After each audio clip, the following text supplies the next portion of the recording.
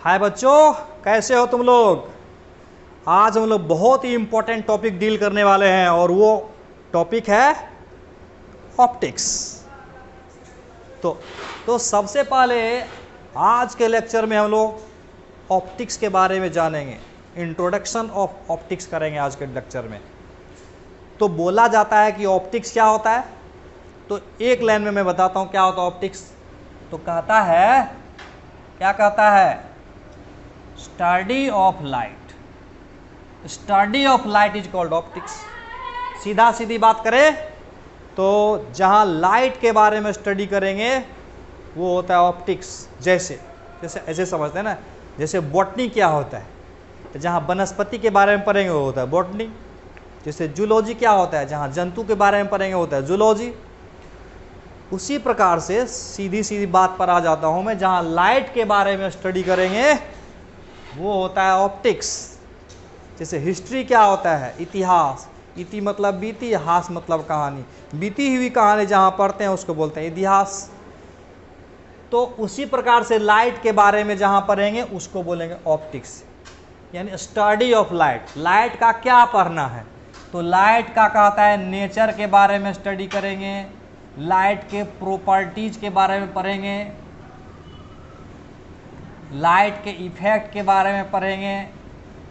इस तरह का बहुत सारा चीज़ की बात होगी, यानी जहाँ लाइट के बारे में पढ़ाई होगी वही होगा ऑप्टिक्स।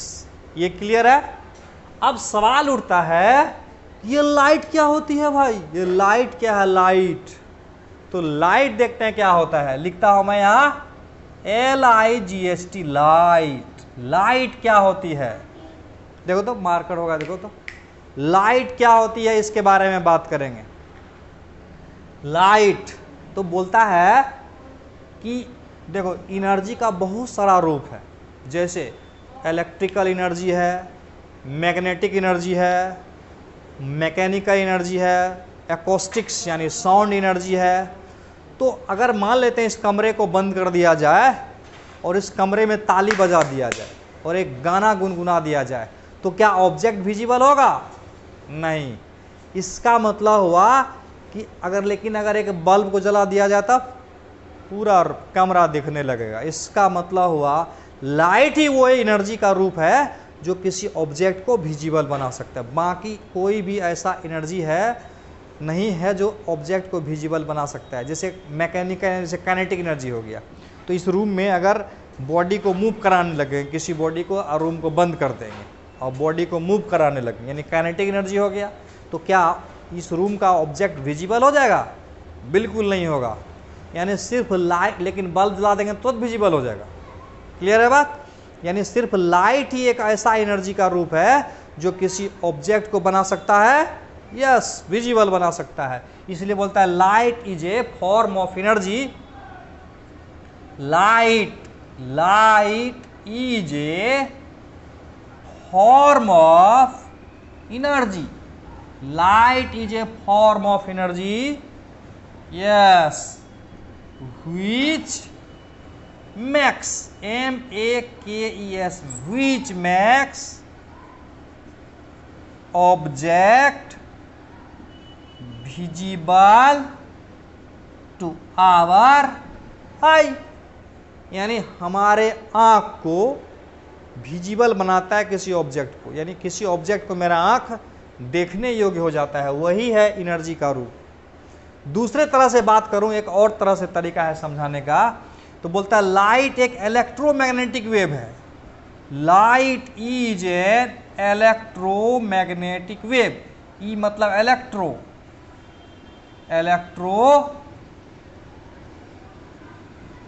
Magnetic wave. लाइट एक इलेक्ट्रोमैग्नेटिक वेव होता है। फिर एक क्वेश्चन आ गया कि ये इलेक्ट्रोमैग्नेटिक वेव क्या होती है ना बात करूंगा इलेक्ट्रोमैग्नेटिक वेव की। यानी यहाँ पर हम लोग पढ़ाई कर रहे हैं इसके बारे में। देखो, रिव्यू ऑफ लाइट। लाइट का थोड़ा सा रिव्यू कर देता हूँ मैं, है कि नहीं बात। यानी लाइट क्या होती है आज इसकी बेसिक जानकारी ले लेता हूँ, उसको बोलते हैं इंट्रोडक्शन। यानी इस टॉपिक में हम लोग इंट्रोडक्शन करने वाले हैं, ऑप्टिक्स में लाइट का इंट्रोडक्शन करने वाले हैं, यानी लाइट का कुछ रिव्यू बताता हूं मैं। लाइट एक एनर्जी का फॉर्म है जो किसी ऑब्जेक्ट को विजिबल बना सकता है, पॉइंट नंबर 1। और पॉइंट नंबर 2, लाइट एक इलेक्ट्रोमैग्नेटिक वेव होता है। Is that clear? यस। तो अब सवाल उठता है कि ये इलेक्ट्रोमैग्नेटिक वेव क्या होता है, तो उसको मैं आगे बढ़ाता हूं। मैं यहां लिख देता हूं, मैं देखो क्या लिख रहा हूं मैं, स्पेक्ट्रम ऑफ इलेक्ट्रोमैग्नेटिक वेव, यानी इलेक्ट्रोमैग्नेटिक वेव का स्पेक्ट्रम। अब फिर उठता है सवाल, ये स्पेक्ट्रम क्या होता है, तो सब बात का पता चल जाएगा नहीं। देखो इसमें ढेर सारा न्यूमेरिकल बताऊंगा तुमको, और न्यूमेरिकल बताने से क्या फ़ायदा होने वाला है वो तुम देखोगे, तुम बहुत ही मज़ा आने वाला आज का टॉपिक में। मेरा नाम तो तुम लोग जाना नहीं, ओके वेट करो, मैं बताता हूँ नाम क्या है मेरा। स्पेक्ट्रम ऑफ इलेक्ट्रोमैग्नेटिक वेव पूरे हिंदुस्तान में जानता है लोग मुझे। अच्छा तुमको नहीं पता, पता चल जाएगा कुछ देर में। पर सबसे बढ़िया है ना, पढ़ाई से समझ जाओगे ना, वही परिचय हो जाएगा मेरा। Okay, spectrum of electromagnetic wave. देखो मैं यहाँ करता हूँ, स्पेक्ट्रम को निकालता यहाँ से। देखो यहाँ पर मैं बनाया, क्या बनाया, 2 लाइन दिया, कुछ नहीं बनाया मैं अभी। और इसमें इस तरह से मैं दिया डंटा। देखो अगर मैं बोलूं यहाँ पर विजिबल रे है, यहाँ अगर विजिबल रे है तो यहाँ कौन सा रे होगा और यहाँ कौन सा रे होगा, लैम्डा को बढ़ते हुए क्रम में बताना है। यहाँ अगर विजिबल रे है तो मैं यहाँ पर बोल देता हूं मैं इंफ्रारेड रेज हो गया। और उसके दाएं तरफ क्या होगा, उसके दाएं तरफ आएगा यस माइक्रोवेव आएगा। और उसके दाएं तरफ जाएगा रेडियो वेव। आया समझ में बात? और रेडियो वेव में एक शॉर्ट होता है, एक लॉन्ग होता है, शॉर्ट वेव और लॉन्ग वेव। Very good. ओ देखो तो आ रहा है उधर, इधर क्या होगा, UV ray, ultraviolet. UV मतलब ultraviolet ray, UV ray. और इसके इधर क्या होगा, इधर नहीं पता, बताओ थोड़ा सा दिमाग लगाओ। ये बहुत इंपॉर्टेंट एक सीरीज है इलेक्ट्रोमैग्नेटिक वेव का। और ये तुझे अगर याद हो जाता है तो बहुत सारा क्वेश्चन कॉमन सेंस से बनाने योग्य हो जाओगे तुम, जो एनर्जी से रिलेटेड है इलेक्ट्रोमैग्नेटिक वेव का। तो एक सेंस हो जाएगा तुम्हारे अंदर, और उस सेंस के द्वारा ढेर सारा सवाल बना सकते हो। सेंस मतलब समझते हो क्या होता है? एक होता है बहुत सारा चीज़ मैंने पढ़ लिया और समझ गया और बना दिया। दूसरी बात क्या होती है, किसी चीज़ की परसेप्शन मेरे अंदर आती है, समझ। और वो समझ जब विकसित हो जाता है तो एक बात मैं बोलूँगा तो अगला बात अपने सोच लोगे तुम, यानी सोच डेवलप करना बहुत ज़रूरी है। इसको समझ जाओगे तो तुम्हारे अंदर एक सोच डेवलप हो जाएगी, फिजिक्स के सवाल को सोचने का। यूवी रे आया इधर, ओके, यूवी से इधर क्या होगा, एक्स रेज। और इधर क्या होगा, गामा रेज। अब यहां पर हम लैम्डा की बात कर रहा हूं, लैम्डा मतलब वेवलेंथ।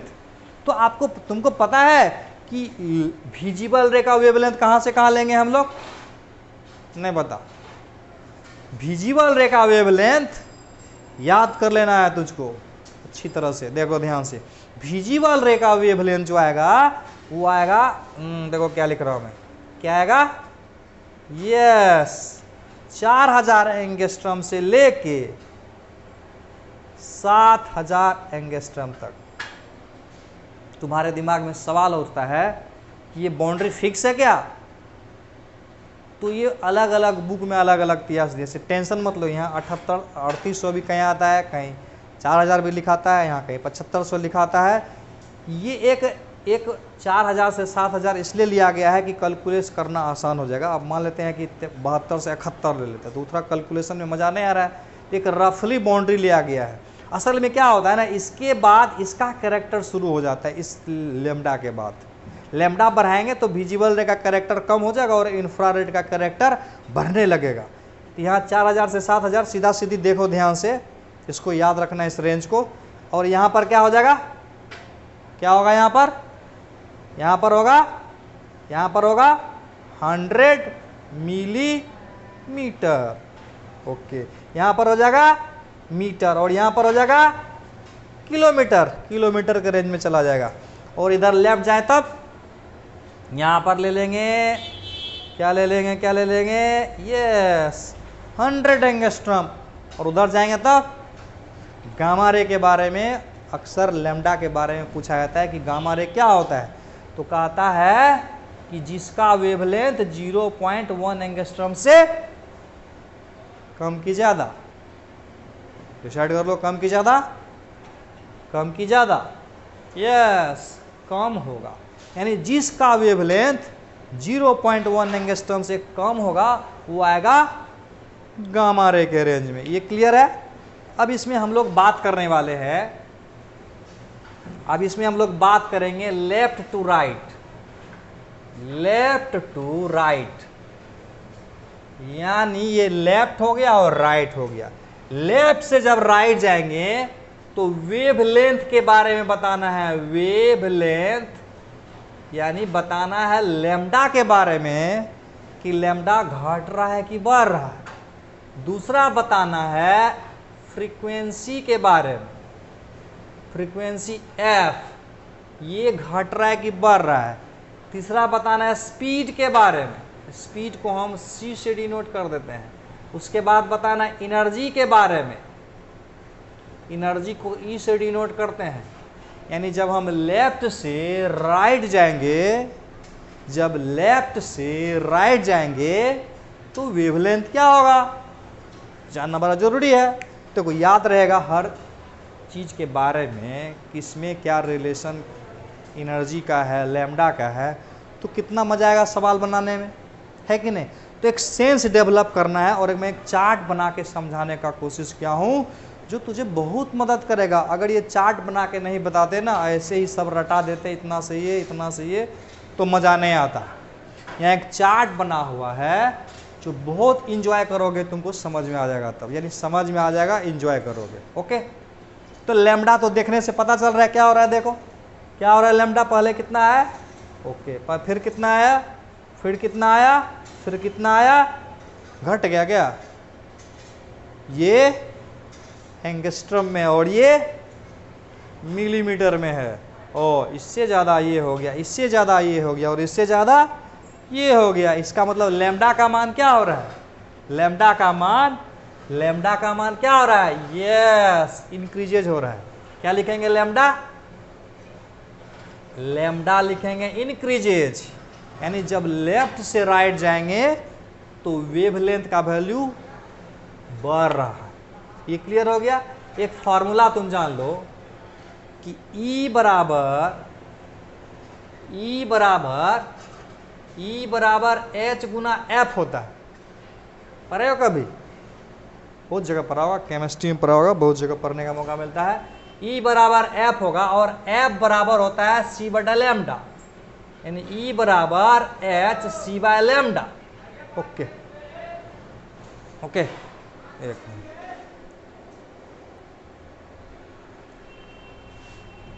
यानी E बराबर होता है H इंटू एफ होता है E बराबर, ओके, और F बराबर होता है C बाय लैम्डा। तो थोड़ा सा अकल लगाया जा सकता है, E बराबर है C बाय लैम्डा, ओके। तो फ्रीक्वेंसी किसकी ज़्यादा होगा, बढ़ेगा या घटेगा। अच्छा, उससे पहले हम लोग डिसाइड करते हैं स्पीड के बारे में। अच्छा, एक बात बताओ कि सबसे ज़्यादा स्पीड किसका होगा, गामा रे का होगा कि रेडियो वेव का होगा, बोलो। गामा रे का स्पीड ज़्यादा कि रेडियो वेव का स्पीड ज़्यादा कि विजिबल रे का, यानी सबसे ज़्यादा स्पीड किसका रह गया ना फेरा में गामा का, रेडियो वेव का, सोचो। और पढ़ने हो पहले क्या, कोई बात नहीं, मैं बताता हूँ तुझको, थोड़ा सा दिमाग पे जोर डालना है। सबसे ज़्यादा स्पीड सबका स्पीड बराबर होता है, सबका स्पीड अरे बराबर होता है। तो क्या लिखेंगे, देखो क्या लिख रहा हूं मैं, all electromagnetic wave move with same speed c बराबर 3 गुना 10⁸ मीटर पर सेकेंड। ये होता है कहां पर, ये होता है वैक्यूम में होता है। यानी सबसे ज्यादा स्पीड किसका होगा, सबसे ज्यादा स्पीड किसका होगा, ये सबका बराबर होता है।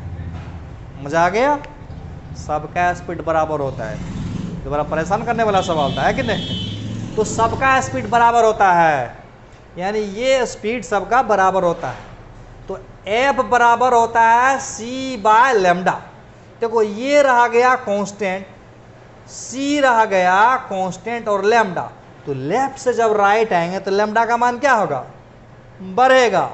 ये अगर बढ़ेगा तो ये वाला जो टर्म होगा क्या होगा, घटेगा। यस, तो लेफ्ट से जब राइट जाएंगे तो फ्रीक्वेंसी की मान, वेरी गुड, क्या होगा, DECREASES, डिक्रीजेज। यस, यानी जब लेफ्ट से जब राइट जाएंगे तो लैम्डा का मान बढ़ेगा, फ्रीक्वेंसी का मान घटेगा, स्पीड का मान कांस्टेंट रहेगा। Very good. और अब बच गया एनर्जी का मान। आप देखो ये अगर बढ़ गया तो ये क्या होगा, घट जाएगा, यानी एनर्जी क्या हो जाएगा, डिक्रीजेज, DECREASES, डिक्रीज करेगा। यानी सबसे ज्यादा एनर्जी किसका होगा, ये बात जरा समझने वाली बात हो गई।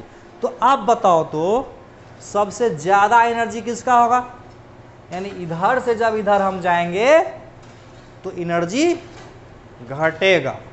तो सबसे ज्यादा एनर्जी किसका होगा, गामा रे का, यानी gamma ray is most energetic. और सबसे कम एनर्जी किसका होगा, रेडियो वेव का। यानी यार इधर से इधर आएंगे ना तो एनर्जी घटेगा, तो सबसे ज्यादा एनर्जी किसका होगा, इसका।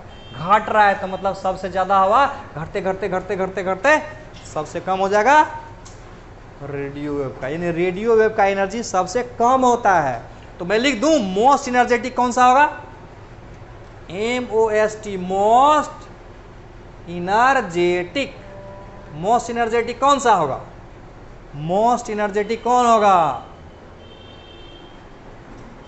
मोस्ट एनर्जेटिक होगा गामा रे। गामा रे का सबसे ज्यादा एनर्जी होगा और सबसे कम एनर्जी किसका होगा, लीस्ट एनर्जी बोलेंगे ना इसको, LEAST, लीस्ट एनर्जेटिक कौन सा होगा, रेडियो वेव। रेडियो वेव होगा सबसे कम एनर्जी वाला। ये तो बड़ा मजा आया है कि नहीं, सबसे कम एनर्जी इसका होगा। एक बात भी कभी कभी बहुत पूछता है, वो इलेक्ट्रोमैग्नेटिक वेव जब पढ़ेंगे ना तो और भी इसके बारे में पढ़ेंगे।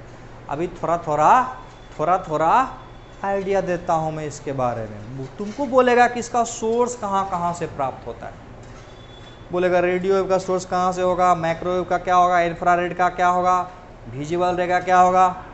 तो थोड़ा लिख बता देता हूँ मैं। ऐसे तो जब हम लोग इलेक्ट्रोमैग्नेटिक वेव पढ़ेंगे ना तो सब के बारे में पूरा डिटेल से पढ़ेंगे हम लोग। तो थोड़ा सा आइडिया देता हूँ यहाँ पर। तो इन विजिबल रे का सोर्स क्या होगा, तो कहता है विजिबल रे का सोर्स क्या होगा, तो कहता है एनी लुमिनस ऑब्जेक्ट, यानी कोई भी ऑब्जेक्ट जिससे लाइट इमिट होता है। जैसे बल्ब से लाइट इमिट होता है, सन से लाइट इमिट होता है, टॉर्च से लाइट इमिट होता है, यानी जिससे भी लाइट इमिट होता है ना उसको लुमिनस ऑब्जेक्ट बोलते हैं। तो इसका सोर्स क्या हो गया, एनी लुमिनस ऑब्जेक्ट। यानी विजिबल रे का सोर्स क्या हो गया, एनी लुमिनस ऑब्जेक्ट, यानी कोई भी लुमिनस ऑब्जेक्ट से विजिबल रे प्राप्त हो सकता है। ये क्लियर हो गया। और इसी के बारे में तो चैप्टर है, इसी को हम लोग पढ़ाई करेंगे। ओके, और ये क्या चीज़ है, ये इंफ्रारेड कहाँ से निकलता है? बड़ा मज़ेदार सवाल है, कहाँ से निकलता है? इंफ्रारेड का सोर्स क्या होगा, मैं बताऊँ? चल, बोलता है कोई भी बॉडी किसी भी टेम्परेचर पर हो, क्यों ना हो, बोलता है any body at any temperature above 0 kelvin, any body any temperature 0 kelvin को छोड़ के, यानी 0 केल्विन से एबव। तो कहा था any body at any temperature emit energy continuously, यानी एनर्जी उससे हमेशा निकलते रहता है, और जिसका वेवलेंथ इंफ्रारेड में आएगा। यानी इंफ्रारेड का सोर्स क्या हो गया? एनी बॉडी, यानी इस मार्कर से भी इंफ्रारेड निकल सकता है, मेरे शरीर से भी इंफ्रारेड निकल सकता है, तुम्हारे शरीर से भी इंफ्रारेड निकल सकता है, इस फैन से भी निकल सकता है, इस एसी से भी निकल सकता है, ये बोर्ड से भी निकल सकता है। कहने का मतलब हुआ कोई भी बॉडी किसी भी टेम्परेचर पर हो उससे एनर्जी कंटिन्यूसली निकलेगा और उसका वेवलेंथ लाई करेगा इसके बीच में। यानी अगर इसमें लिखना होगा तो लिखेंगे any body at any temperature emit energy continuously whose wavelength lies in infrared region. Clear है? उसके बाद लिख दूं क्या? लिख देता हूं मैंने, any body at any temperature emit energy continuously, NUOUSLY, continuously, whose wavelength lies in, लिख लेना, वीडियो है तो वापस करके देख लेना, लाइज इन इंफ्रारेड रीजन, देख लेना ठीक से, इंफ्रारेड रीजन। क्लियर है बात? इसको मैं मिटा देता हूं, मैं फिर गंदा हो जाएगा नहीं तो, इसको मैं मिटा देता हूं, मैं लिख लेना, any body at any temperature emit energy continuously whose wavelength lies in infrared region. Okay, बोलेगा माइक्रोवेव का सोर्स क्या होगा? बोलता है इसका सोर्स होगा टीवी स्टेशन, इसका सोर्स होगा रेडियो स्टेशन। अरे सोर्स का मतलब जहां से ज्यादा मात्रा में पाया जाता है। और इसका सोर्स क्या होगा? यूवी रे का, यूवी रे का सोर्स क्या होगा? यूवी रे का सोर्स क्या होगा? तो बोलता है यूवी रे का सोर्स होगा सन, सन। फिर वही बात, ये भी तो सन होगा। ओके, लेकिन सबसे ज़्यादा मात्रा में जो निकालता है ना उसी को सोर्स बोलते हैं, यानी ये यूवी रे सबसे ज़्यादा निकालता है। फिर बोलोगे कि ग्राउंड पर, अर्थ पर क्यों नहीं आता है? Very good question. अगर ऐसा है तो बोलता है कि ओजोन लेयर होता है। नाम सुने ओजोन लेयर? ओजोन लेयर आजकल तो बोलता है ओजोन लेयर में छेदा हो गया है, उसके थ्रू अंदर पृथ्वी पर आ रही है जो कि नुकसान कर रहा है पृथ्वी के लाइफ को, यानी पृथ्वी पर नुकसान पहुंचा रहा है, और बोल रहा है कि एटमॉस्फेयर का टेम्परेचर भी बढ़ा रहा है। ओके, वो सब एक सब्जेक्ट है, उस पर हम लोग नहीं जाएंगे। यानी सोर्स ऑफ यूवी रे क्या हो जाएगा? सन हो जाएगा, बेस्ट सोर्स ऑफ सन। और एक्सरे का सोर्स क्या होगा? एक्सरे का सोर्स क्या होगा? बोलता है मॉडर्न मशीन, मॉडर्न मशीन। जैसे पुलिस ट्यूब एक्सपेरिमेंट में एक्सरे कैसे निकालता है? कहता है अगर कोई फास्ट मूविंग इलेक्ट्रॉन किसी मेटल टारगेट से टकराएगा तो इलेक्ट्रॉन की एनर्जी कन्वर्ट होकर एक्सरे में बदल जाएगा, या इलेक्ट्रॉन कुछ एटम में का इलेक्ट्रॉन को निकाल, ये फास्ट मूविंग इलेक्ट्रॉन एटम के इलेक्ट्रॉन को निकाल देता है तो एक स्पेशल टाइप का एक्सरे निकलता है, कैरेक्टरिस्टिक्स एक्सरे बोलते हैं। यानी फास्ट मूविंग इलेक्ट्रॉन को किसी मेटल टारगेट पर हिट कराएंगे और उसको स्टॉप करा देगा, यानी रिफ्लेक्ट करा देगा, तो कहता है इलेक्ट्रॉन की एनर्जी कन्वर्ट होके एक्सरे में कन्वर्ट हो जाता है। यानी मॉडर्न मशीन के द्वारा एक्सरे को प्रोड्यूस किया जाता है। Okay, is that clear? यानी एक्सरे का सोर्स क्या होगा? तो कहता है अगर किसी फास्ट मूविंग इलेक्ट्रॉन को किसी मेटल टारगेट में टकराएंगे तो इलेक्ट्रॉन की एनर्जी कन्वर्ट होके एक्सरे में बदल जाती है। पढ़ेंगे ना चैप्टर में डिटेल में, अभी तो फिलहाल इंट्रोडक्शन है। इंट्रोडक्शन में कितना पढ़ोगे, है कि नहीं बात? आगे पढ़ेंगे ना। तो एक्सरे हो गया ये। और गामा रे का सोर्स बोलता है न्यूक्लियर सोर्स होता है, न्यूक्लियस से निकलता है गामा रे। तुमको पता है यूरेनियम पर एक न्यूट्रॉन को बम्बार्डिंग करते हैं तो क्या होता है, तो एक न्यूट्रॉन को जब यूरेनियम पर बम्बार्डेड करते हैं तो 200 मेगा इलेक्ट्रॉन वोल्ट का एनर्जी निकलता है, याद रखना। गामा रे भी उसमें निकलता है। या न्यूक्लियर फैना भी पढ़े हो तुम लोग, न्यूक्लियस से हमेशा निकलते रहता है अल्फा बीटा गामा, पढ़े हो। उतना डिटेल में नहीं जाऊंगा, सीधे समझना है कि न्यूक्लियर फेनोमेना से गामा रे निकलता है, न्यूक्लियर फेनोमेना से। और यूरेनियम का जब न्यूट्रॉन से बॉम्बार्डिंग करते हैं तो 200 मेगा इलेक्ट्रॉन वोल्ट का एनर्जी निकलता है, और 2 से 3 नया न्यूट्रॉन बना देता है। वो फिर यूरेनियम से रिएक्ट करके फिर 200 एनर्जी इमिट करता है, यानी फ्रैक्शन ऑफ सेकेंड में बहुत बड़ा एनर्जी निकाल देता है। नहीं, हिरोशिमा पर बम गिराया गया तो तबाह कर दिया, कुछ ही सेकंड में तबाह कर दिया होगा। तो गामा रे बहुत एनर्जेटिक होता है, इसको ऐसे समझो ना, जो हम डॉक्टर साहब के पास जाते हैं सबसे ज़्यादा एनर्जी किसका होगा, गामा रे का रे, और उससे थोड़ा एक्सरे का। डॉक्टर साहब के पास हम लोग जाते हैं तो क्या बोलते हैं, हड्डी टूट गया तो क्या करा लीजिए, गामा रे करा लीजिए, एक्सरे करा लीजिए बोलते हैं। नहीं तो एक्सरे करा लिए क्यों बोलते हैं, गामा रे कराना क्यों बोलते हैं, ओके। एक्सरे में क्या होता है, जैसे कि इधर से एक्सरे डालेंगे तो एक्सरे फ्लैश यानी मांस को पेनिट्रेट कर देता है और हड्डी का छाया बना देगा यहाँ पे, तो एक्सरे हो गया। उसी से पता चल जाता है कि छाया कहाँ गड़बड़ है, हड्डी का स्ट्रक्चर कैसा होता है और अब दिख रहा है कैसा, उसी से पता चल जाएगा एक्सरे में क्या गड़बड़ी है। यानी एक्सरे इधर से लेंगे तो मांस को पेनिट्रेट कर देगा और हड्डी का छाया बन जाएगा। लेकिन गामा रे अगर इधर से कराएंगे तब तो गामा रे बोलते हैं हड्डी को भी पेनिट्रेट कर सकता है, तो गामा रे का छाया आएगा जमीन पे, क्या पेपर पे आएगा, क्या नहीं।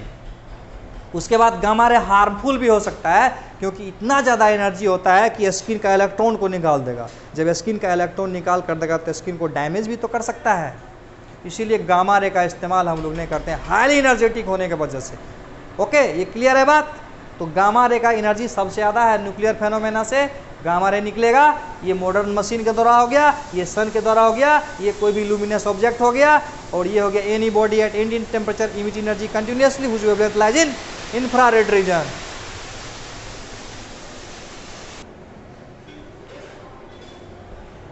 अब हम लोग बात करेंगे, वहां से हट जाओ, अब हम लोग बात करेंगे विजिबल रे की, यानी ये जो चैप्टर चल रहा है इस चैप्टर में हम लोग विजिबल रे का ही बात करेंगे। वही तो होता है लाइट, बाकी सब लाइट नहीं है, ये है लाइट, विजिबल रे।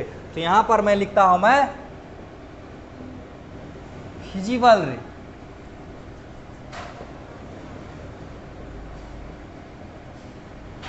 ये विजिबल रे क्या होता है, ये विजिबल रे क्या होता है, चल मैं बताता हूं। मैं एक बहुत ही शानदार सवाल है, लाइट हैज कलर, भरो इस जगह को, लाइट में कितना कलर होता है, यानी लाइट कितना कलर रखता है, क्या जवाब होगा, लाइट हैज कितना कलर, कितना 6 7 8 9 10 100 200 लाइट में कितना कलर होता है, क्या लिखे, लाइट में कितना कलर होता है, 7। अगर मैं बोलूं गलत है तो लाइट कितना कलर रहता है, यस, अरे इतना कलर होता है, नहीं होता है। चलो मैं समझाता हूं। In which only 7 are visible to our, yes, ये विजिबल रे है, विजिबल कलर है 7। यानी लाइट में होता तो इनफाइनाइट कलर है लेकिन दिखता है 7, यानी लाइट हैज 7 विजिबल कलर। बड़ा मजा आ गया ना। यानी light has infinite colour in which only 7 are visible to our, यानी हमारे टू आवर आई मतलब हमारे आँख को 7 कलर विजिबल होता है। अंग्रेजी समझता है ना, in which only 7 colour visible to our eye, यानी जिसमें से सिर्फ 7 कलर ही हमको विजिबल होता है। Is that clear? यस। आज बोलो आउट ऑफ 7। अच्छा एक बात बताओ, अगर मैं लाइट इंद्रधनुष रेनबो देखो ना, रेनबो बरसात के मौसम में अक्सर होता है, जब रेनबो को में कलर कितना होता है? 7 कलर होता है। दुनिया में 7 बहुत चीज़ होता है ना, 7 अजूबा, 7 सहेलियाँ, बहुत कुछ 7 होता है। सारे गामा 7 सुर होता है, उसी तरह से ये भी 7 होता है। तो ये जो 7 है, सातों का सातों अगर मैं तुझको सामने रख दूं तो क्या सातों का सातों को पहचान लोगे? बड़ा मजेदार बात आ गया कि नहीं बात? तो कहता है 7 में से हमारा जो आँख है ना, नेकेड आई, 7 में से सिर्फ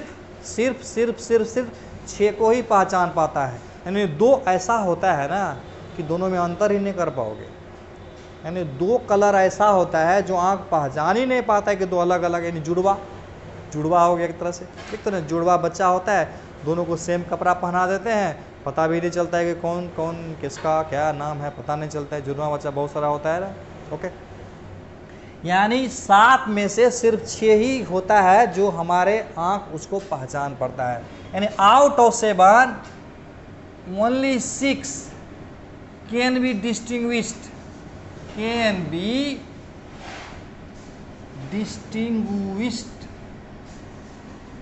by our NACKED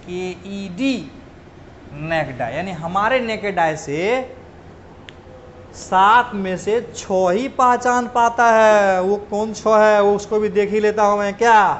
okay okay okay okay okay, देखो कितना मजेदार है।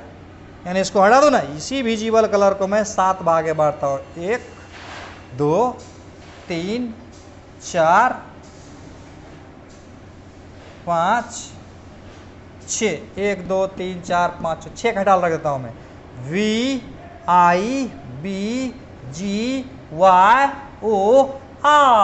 यानी विजिबल में क्या होता है रे? VIBGYOR,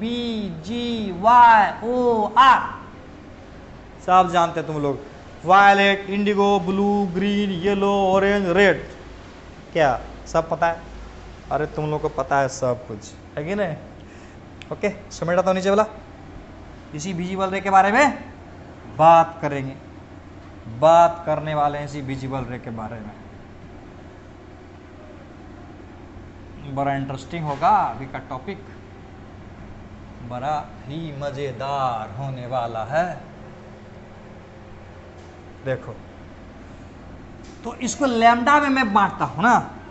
लैम्डा में देखा जाए तो इसका वेवलेंथ कितना होता है? 4000 एंगस्ट्रम होता है ना। लैम्डा को अगर एंगस्ट्रम में देखा जाए तो ये 4000 एंगस्ट्रम होगा और इसको 7000 में होगा। देखो ऐसे में बना दिया हो ना, तुमको याद करने में भी दिक्कत नहीं होगी। बड़ा स्टाइल से बनाया हूँ मैं, देखो कितना सुंदर होगा याद करना तुम्हारे लिए, पर इंटरेस्टिंग। अरे जिस बात पे ध्यान देंगे ना वो बात जरूर याद हो जाती है। इस पर ध्यान देना है ना। 4000 से 7000, ध्यान देने के बाद क्या इसमें क्या करोगे? 5-5 बढ़ाते चलोगे, ध्यान रखना। 4000 से कितना हो गया? 4500। यहाँ कितना हो जाएगा? 5000। यहाँ कितना होगा? 5500। यहाँ कितना होगा? 6000 होगा। यहाँ कितना होगा? 6500 हो जाएगा। यानी इंडिगो और ब्लू कलर जो है ना, हमारा आँख इस दोनों को अलग अलग करके नहीं पहचान पाता है। यानी दोनों कलर को अगर रख दिया जाए तो आँख को लगता है कि दोनों एक ही कलर है, इसलिए इस दोनों कलर को एक ही खटाले में रखा गया है। यानी ये 6 कलर ही हमारा आँख डिस्टिंग्विश कर पाता है, इसलिए मैंने 6 भाग में ही बांटा है। समझ में आया बात? यानी कितना सुंदर याद रखना है। देखो लैम्डा का मान लेंगे एंगस्ट्रम में 4000 से लेके 7000 के बीच में, ये सारा लैम्डा आ जाएगा। 4000 के बीच में, चाहे 4000 से 7000 के बीच में आएगा। कितना सुंदर बनाया गया नहीं?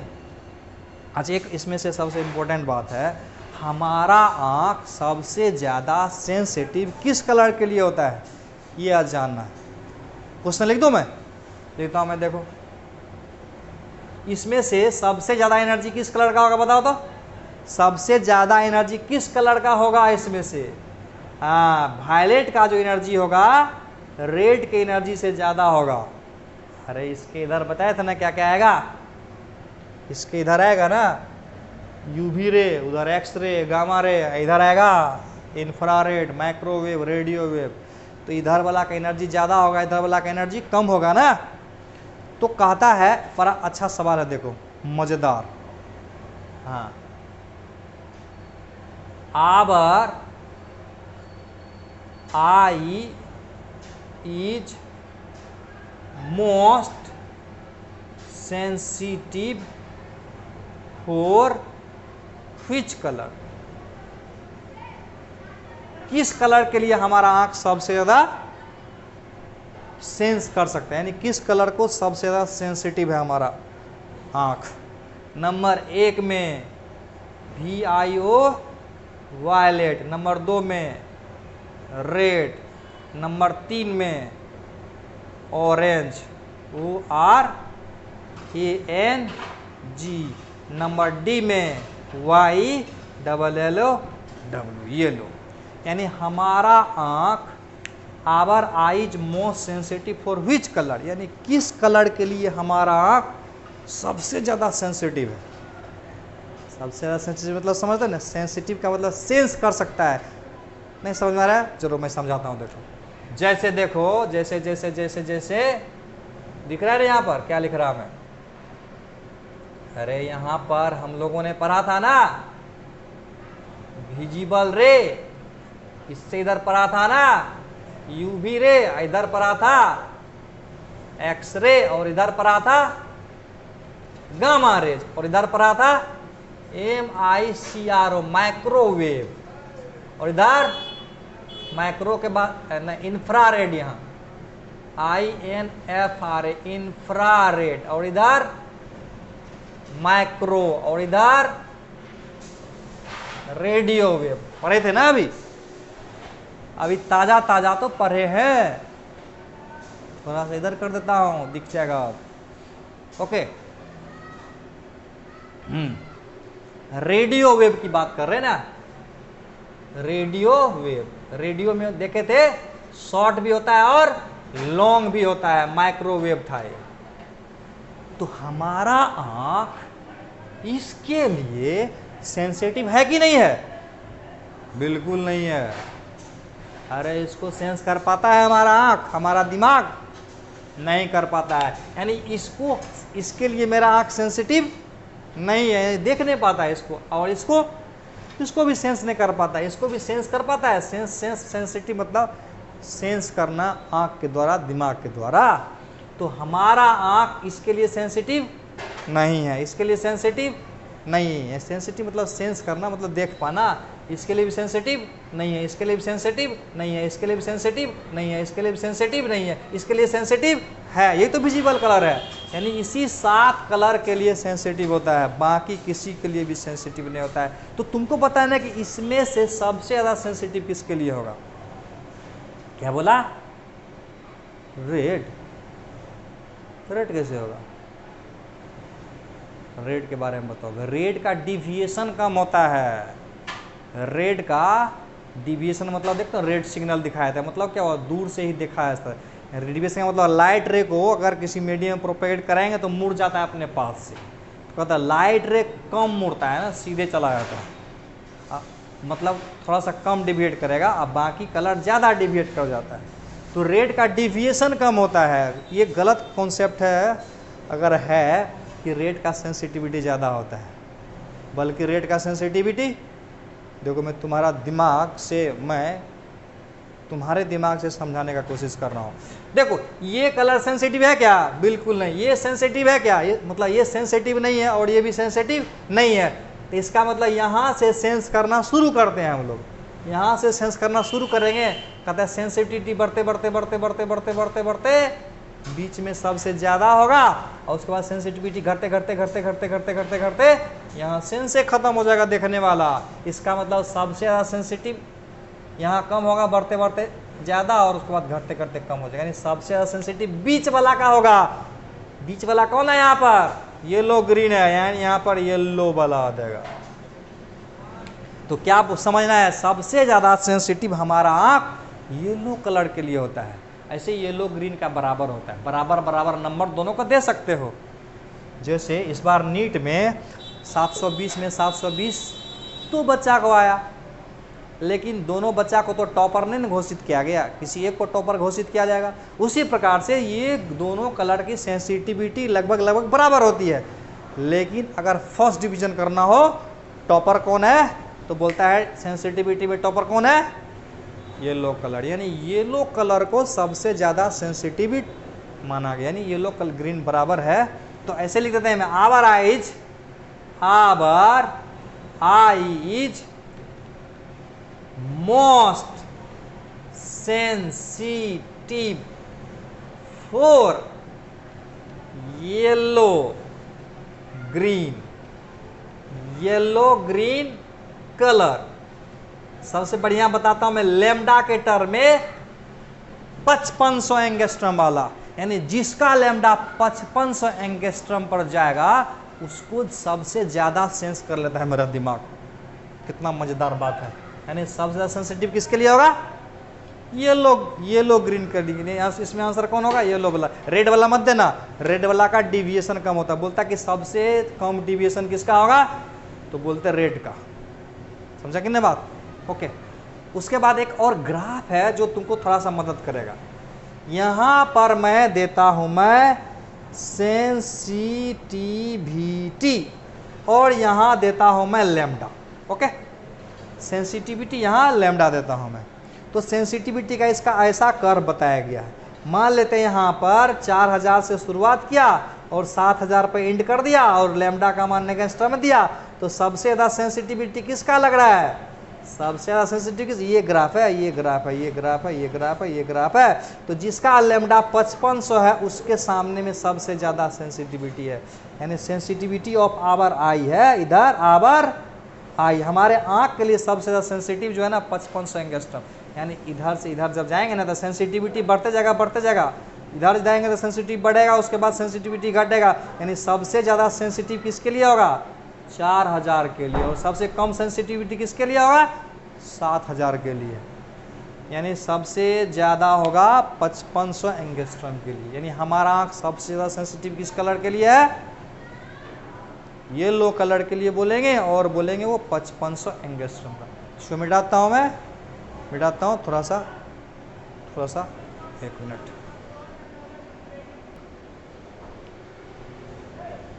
अब एक टॉप क्लास का सवाल भी बना लो, 2 सवाल।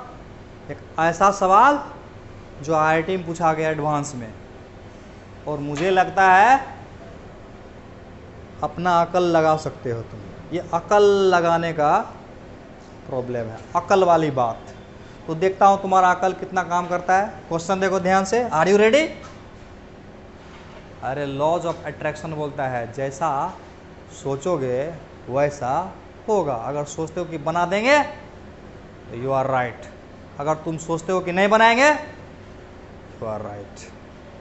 यानी हम हर स्थिति में राइट होते हैं, यानी जैसा सोचते हैं वैसा होगा, इसलिए बोलो यस बना देंगे, और मुझे उम्मीद है कि तुम जरूर बना दोगे। आईआईटी का क्वेश्चन है, एडवांस का क्वेश्चन, देख लो जरा। क्वेश्चन है, देखो कहता है अरेंज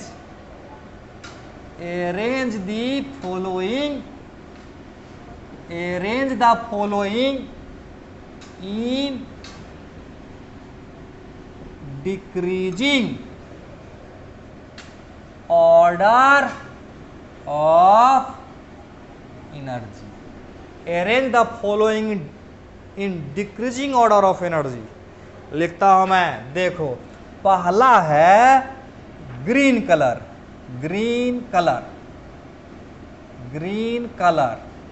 तो मैं ए नाम देता हूं, ओके। उसके बाद देता हूं मैं रेडियो वेव, इसका बी नाम देता हूं मैं।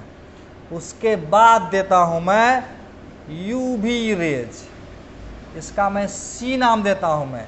उसके बाद है गामा रेज, इसका नाम डी देता हूं मैं। उसके बाद है इंफ्रारेड रेज, उसका नाम ई देता हूं मैं। उसके बाद रेड कलर देता हूं मैं, रेड कलर, और उसका नाम देता हूं एफ। तो decreasing of decreasing order of energy में सजाना है। ऑप्शन दे दूं? ऑप्शन देता हूं ना, चुनने में मजा आएगा क्या? देता हूं मैं। ऑप्शन नंबर ए देखो, सबसे ज्यादा एनर्जी मैं देता हूं मैं बी को, उसके बाद ए को, उसके बाद सी को, उसके बाद डी को, उसके बाद ई को। 1 2 3 4 5 6, 1 2 3 4, उसके बाद एफ को। ओके, बी नंबर में सबसे ज़्यादा, सोच के देता हूँ मैं, सबसे ज़्यादा देता हूँ मैं डी को, और उससे कम देता हूँ मैं सी को, और उससे कम देता हूँ मैं ए को, और उससे कम देता हूँ मैं एफ को, और उससे कम देता हूँ मैं कौन बच गया, बी को, उससे कम देता हूँ मैं ई को। ओके, सी नंबर में डी को, सी को, ए को, एफ को, ई को, बी को। थोड़ा लंबा कर दिया, उस सवाल को थोड़ा बड़ा कर दिया, असल में 4 ही था, मैंने 6 कलर डाल दिया। डी को, डी मतलब गामा रे, उसके बाद सी का मतलब हो गया यूवी रे, उसके बाद हो गया ए का मतलब हो गया ग्रीन कलर, उसके बाद हो गया एफ का मतलब रेड कलर, उसके बाद ई का मतलब हो गया इंफ्रारेड, और उसके बाद बी के बाद रेडियो, उसके बाद डी नंबर ऑप्शन में D C F A B E, 1 2 3 4 5, और कौन सा बच गया, सी। तो कौन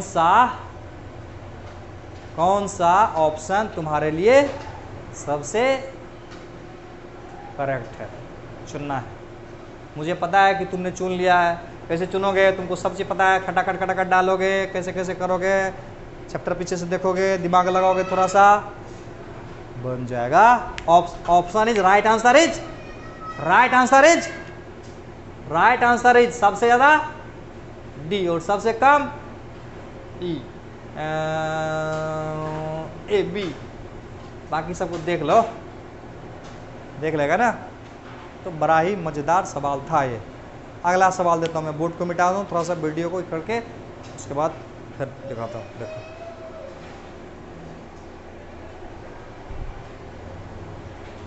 पीछे वाला समझ में आया था ना, एनर्जी को जो मैं ऑर्डर में सजाया। अब बात करते हैं, एक बात बताओ, क्वेश्चन देखो मैं क्या लिख रहा हूं मैं, when light passes from one medium to another, then remain unchanged. बोलो क्या जो है अनचेंज रहेगा? बड़ा ही शानदार सवाल है, और जो होगा वो क्यों होगा वो बताना है। क्वेश्चन समझ में आया? यानी जब light passes from one medium to another, जब लाइट एक मीडियम से दूसरे मीडियम में जाएगा तो क्या है जो चेंज नहीं करेगा? Good question. तो बोलता है वो क्या चीज़ है? अरे वेवलेंथ और स्पीड और फ्रीक्वेंसी में बताना है, उसको याद कर लेना है बड़ा अच्छा से। जब लाइट एक मीडियम से दूसरे मीडियम में जाएगा तो क्या चेंज नहीं करेगा? Yes, frequency remain unchange. अब तुमको बोलेगा कारण बताओ, तो बोला जाता है कारण क्या होगा? बड़ा इंपॉर्टेंट सवाल है, कारण क्या होगा? तो वेव के बारे में थोड़ा सा बताता हूँ। बोला जाता है कि जब हम किसी मीडियम को सडनली डिस्टर्ब करेंगे तो कहलाता है डिस्टरबेंस, और डिस्टरबेंस जब मूव करने लगता है तो वो हो जाता है वेव। ठीक, तो कहता है उस वेव की जो फ्रीक्वेंसी होती है, उसकी जो फ्रीक्वेंसी होती है वो डिपेंड करता है सोर्स की फ्रीक्वेंसी पर। यानी वेव कैसा होगा? वेव वैसा होगा जैसा सोर्स होगा, यानी जैसा सोर्स होगा वैसा वेव होगा। सोर्स मतलब जहाँ से वो डिस्टरबेंस को प्रोड्यूस किया गया। ओके, तो उसी प्रकार से लाइट का जो सोर्स होगा उसकी जो फ्रीक्वेंसी होगी वही लाइट की फ्रीक्वेंसी होगी, चाहे किसी भी मीडियम में उसको ट्रेवल करने क्यों न दिया जाए। यानी because frequency is the characteristics of source only, याद रखना। यानी लाइट का जो फ्रीक्वेंसी होता है वो किस मीडियम से किस में जा रहा है इस पर डिपेंड नहीं करता है, बल्कि वो कहाँ से पैदा हुआ था ना उस पर डिपेंड करेगा उसकी फ्रीक्वेंसी। यानी कैरेक्टरिस्टिक्स ऑफ सोर्स, यानी सोर्स पर डिपेंड करेगा। लिखता हूँ मैं, बिकॉज फ्रीक्वेंसी इज द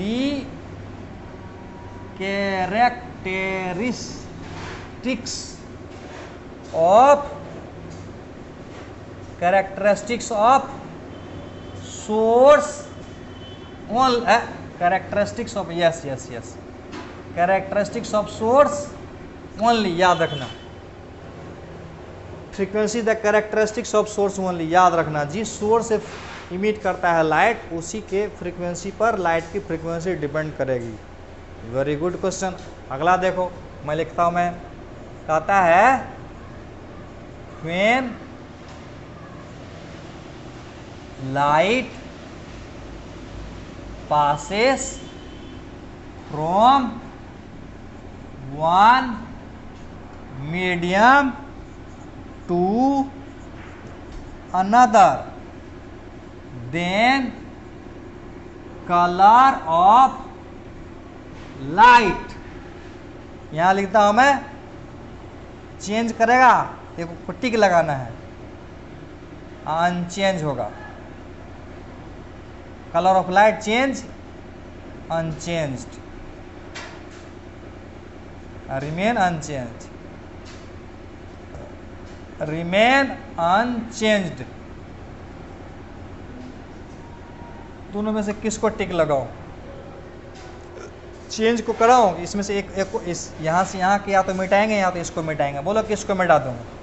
जब लाइट एक मीडियम से दूसरे मीडियम में जाएगा तो लाइट का कलर चेंज करेगा कि कलर चेंज नहीं करेगा, ये बात बतानी है।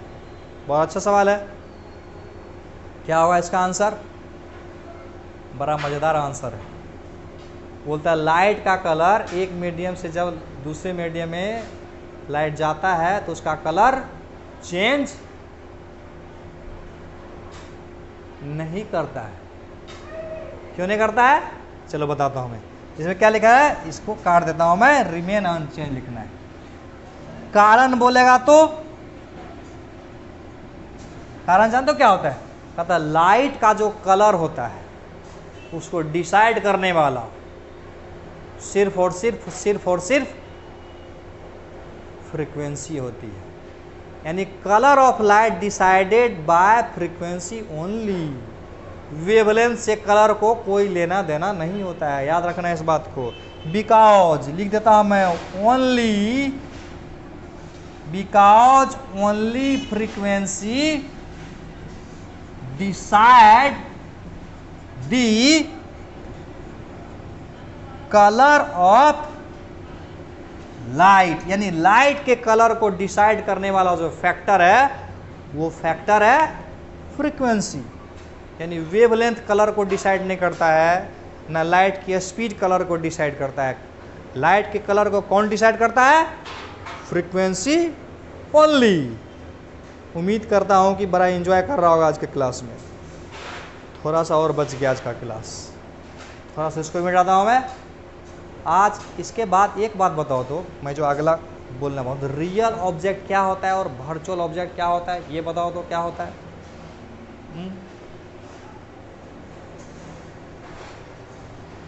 बड़ा ही इंपॉर्टेंट चीज है, बड़ा ही इंपॉर्टेंट चीज है। देखो क्या है, बड़ा ही इंपॉर्टेंट चीज क्या है? Real object and virtual object, इस दोनों के बारे में बात करेंगे। रियल ऑब्जेक्ट क्या है और वर्चुअल ऑब्जेक्ट क्या है। Yes, are you ready? Yes, तो बड़ा इंटरेस्टिंग है, देखते हैं। जैसे ये एक सरफेस है मान लेता हूं और ये भी एक सरफेस है, बड़ा मजा आने वाला है तुमको। यहां पर बोलते रियल ऑब्जेक्ट क्या होता है और वर्चुअल ऑब्जेक्ट क्या होता है, इसके बारे में समझाता हूं मैं। पता है तुमको क्या होता है रियल ऑब्जेक्ट? देखो जरा समझना है। देखो जैसे कि यहां से लाइट अगर इस पर इंसिडेंट होता है, यहां से निकला लाइट मान लेते हैं, इसको कौन सा लाइट बोलेंगे? डायवर्जिंग। और मान लेते हैं ये सरफेस है और इस पर इस तरह से लाइट इंसिडेंट होता है, इस तरह से, इसको क्या बोलेंगे? कन्वर्जिंग। तो कहता है अगर किसी सरफेस पर डायवर्जिंग बीम इंसिडेंट होगा, अगर किसी सरफेस पर डायवर्जिंग बीम इंसिडेंट होगा तो समझा जाता है कि सरफेस के सामने में पॉइंट ऑफ डायवर्जेंस पर रियल ऑब्जेक्ट है, इसको बोलेंगे रियल ऑब्जेक्ट। और कहता है अगर किसी सरफेस पर कन्वर्जिंग बीम इंसिडेंट होगा, अगर किसी सरफेस पर कन्वर्जिंग बीम इंसिडेंट होगा तो समझा जाता है सरफेस के पीछे में अ पॉइंट ऑफ कन्वर्जेंस पर वर्चुअल ऑब्जेक्ट है। यानी रियल ऑब्जेक्ट हमेशा सरफेस के सामने होगा और वर्चुअल ऑब्जेक्ट हमेशा सरफेस के पीछे होगा। अगर लिखना होगा तो क्या लिखेंगे? ऐसे लिखेंगे, when a surface is incident by diverging beam of light then it is called that real object is placed in front of surface at the point of divergence. When a surface is incident by a converging beam of light then it is called that a virtual object is placed behind the surface at the point of convergence. लिख दूं क्या? लिख देता हूं मैं, when a surface is incident by a diverging beam of light then it is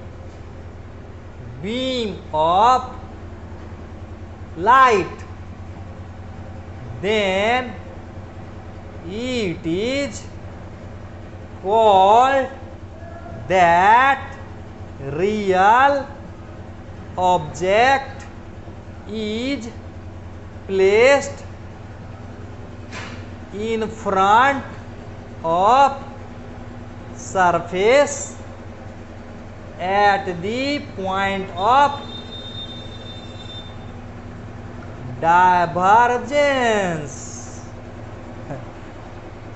समझ में आ रहा है बाप? यानी जब किसी सरफेस पर डाइवर्जिंग इंसिडेंट होगा तो सरफेस के सामने में पॉइंट ऑफ डाइवर्जेंस पर जो रखा रहेगा उसको बोलेंगे रियल ऑब्जेक्ट। यानी वर्चुअल ऑब्जेक्ट हमेशा कन्वर्जिंग वाला होगा, याद कर लेना। इतना क्लियर है ना बात? इसी प्रकार से इसके बारे में लिखेंगे। इसके बारे में क्या लिखेंगे? जब किसी सरफेस पर लिख देना हुआ ने surface is incident by a diverging beam of light, diverging के बदला कन्वर्जिंग लिख देंगे light, then it is called that real के जगह में virtual object is placed behind the surface, यहाँ लिख देना behind the surface at the point of convergence. तो आज का लेक्चर यहीं अंत करता हूँ मैं, और मुझे उम्मीद है कि तुझे पूरा समझ में आया होगा। नहीं आया होगा तो क्या करोगे? एक नंबर मैं रिफ्लेक्ट कर दूंगा तुझको, उस नंबर पे तुम अपना डाउट भेजोगे मुझे, मैं सारा डाउट तुम्हारा क्लियर कर दूंगा, नंबर तुमको मिल जाएगा। तो जो भी दिक्कत होगा उस पर तुम फ़ोन करके मुझसे तुम पूछ सकते हो। ओके, व्हाट्सएप पर अपना मैं ढेर सारा प्रॉब्लम भी दूंगा तुझको और उसका सॉल्यूशन भी तुझको मैं बताऊंगा। और बने रहोगे चैनल पर, क्योंकि पूरा का पूरा वीडियो आने वाला पूरा फिजिक्स का, और बहुत ही मज़ा आने वाला है। और अभी तो ऑप्टिक्स शुरू भी नहीं हुआ है, अभी तो पार्टी शुरू भी नहीं हुई है, अभी तो बस इंट्रोडक्शन था, परिचय करा रहे थे तुमको क्या होता है ऑप्टिक्स, वो भी थोड़ा सा थोड़ा सा बच ही गया, जो अगले क्लास में स्टार्ट करेंगे और बहुत ही मज़ेदार कॉन्सेप्ट लेके आएंगे। Best of luck.